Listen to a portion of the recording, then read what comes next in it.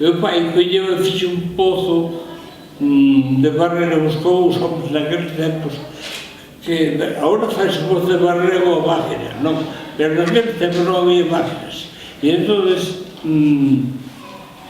facíase un pozo de barrera a mão.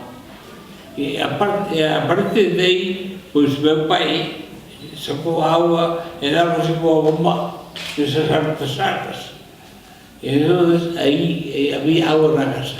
Mentres os outros veciños tiñen que ver os baldes da auga, chamábase baldes, os que traían as viñas colocados os brazos.